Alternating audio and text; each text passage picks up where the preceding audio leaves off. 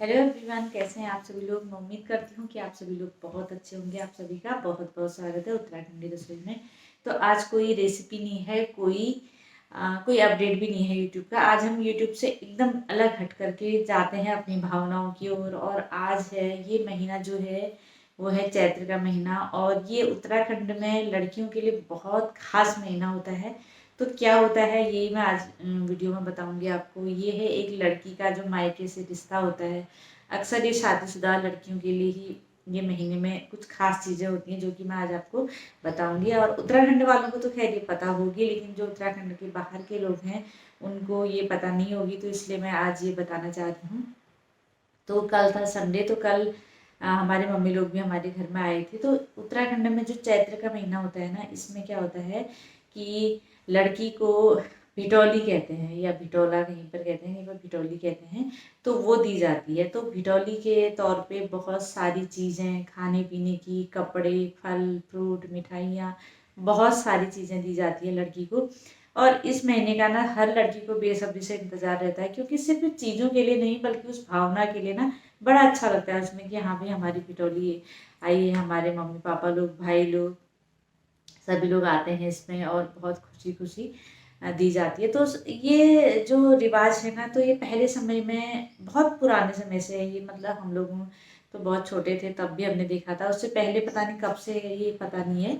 तो ये रिवाज ऐसा है कि पहले समय में शायद, मतलब इसलिए ये उत्तराखंड में इसलिए बनाया गया होगा क्योंकि उस टाइम पे क्या होता था ना कि जैसे अनाज है या फिर गेहूँ चावल है, उस समय में मार्केट में नहीं मिलते थे।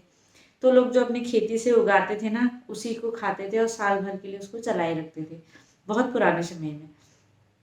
तो क्या होता था कि उस टाइम पे कहा जाता है, मतलब हमने तो ऐसा देखा नहीं तो हमको नहीं पता है, लेकिन उसमें कहा जाता था कि बहुओं को के लिए भी उतना खाना नहीं हो पाता था। मतलब कि जैसे घर के जो आदमी लोग हैं या बच्चे हैं उनको तो पूरा मतलब खाना अच्छा अच्छा मिल जाता था, लेकिन बहुओं के लिए उतना खाना उस टाइम पे नहीं हो पाता था। और हो भी पाता था ना, तो जैसे गेहूं की रोटी होती है और मड़वे की रोटी होती है ना, तो उस समय ये होता था कि गेहूं की रोटी, गेहूं कम होता है तो उसकी रोटी को कम दिया जाता था बहुओं को, और मड़वे की रोटी ज़्यादा दी जाती थी ताकि उनको शरीर में उनकी ताकत रहे, वो काम ज़्यादा ज़्यादा कर पाएँ और जल्दी भूख न लगे। तो काफ़ी चीज़ें ये होती हैं जिसकी वजह से इस तरह के रिवाज थे यहाँ पे।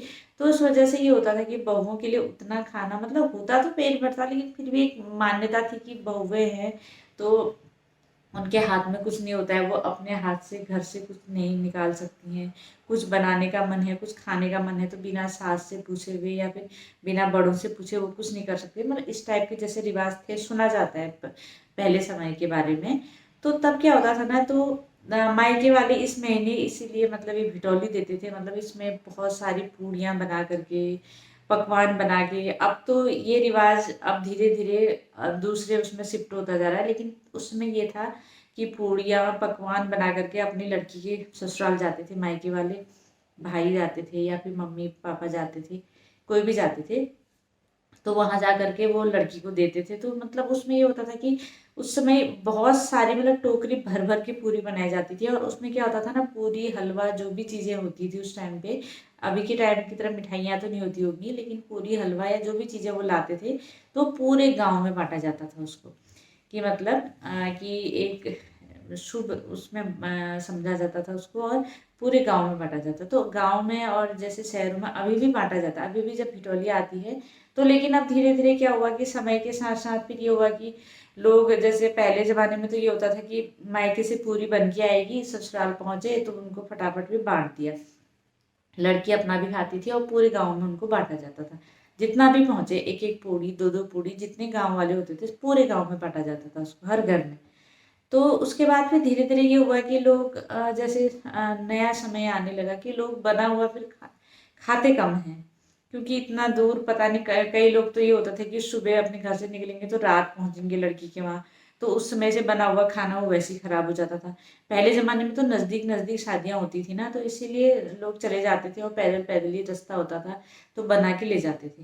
लेकिन फिर धीरे धीरे ये हुआ कि बदलता गया समय, और तो उस हिसाब से आजकल फिर बाद में धीरे धीरे क्या हुआ, कच्चा मतलब आटा, चावल, तेल, घी, और जो उसके सूजी है, और मिठाइयाँ हैं, फल है, मतलब फिर कच्चा ले जाने लगे। तो 2-4 पूड़ी ऐसे बना के ले जाते थे, बाकी ये सारी चीज़ें कच्ची, ताकि ससुराल में जा कर के फिर वहाँ पे जो बहू होती है वो बना करके उसको फिर लोगों में बांटती है। तो ये हुआ धीरे धीरे। और धीरे धीरे अब आजकल के समय में क्या हो रहा है कि आजकल के समय में लोग क्या कर रहे हैं, पूड़ी उड़ी कुछ नहीं बांट रहे हैं, बल्कि मिठाई बांट दे रहे हैं। कि 2-4 किलो मिठाई ले आते हैं और पूरे गांव में 2-2 लड्डू या 4-4 लड्डू, जैसे भी हो, बर्फी, जो भी चीज़ है वो बांट रहे हैं आजकल। गांव में तो खैर अभी भी पूड़ी बांट रहे हैं, लेकिन अधिकतर कई लोग क्या कर रहे हैं, धीरे धीरे मिठाई बांट रहे हैं। तो धीरे धीरे ये समय अब कुछ कुछ टाइम में ये होने लगा है कि जैसे किसी की लड़की बहुत दूर रहती है, जैसे कोई विदेशों में रहते हैं, कोई दिल्ली के, मुंबई, या कोई मतलब बहुत दूर दूर जहाँ पे मतलब जल्दी आना जाना नहीं हो सकता है, तो क्या करते हैं, अकाउंट में पैसे भेज दे रहे हैं। मतलब इस महीने का ये होता है कि देना है तो देना ही है, भले ही कुछ हो, दूर हो या नज़दीक हो, मतलब इस महीने लड़की को देना है, चैत्र के महीने में तो भिटौली देनी है। तो क्या करते हैं कि आजकल क्या हो रहा है, अकाउंट में पैसे डाल देते हैं, जितना मतलब अपनी हैसियत के साथ जो जितना देना चाहे, कोई 2,000 भेजेगा, कोई 4,000 भेजेगा, कोई 5, कोई 10, मतलब जितना भी उनकी वो होती है उस हिसाब से अपनी लड़की को भिटौली के लिए दे देते हैं।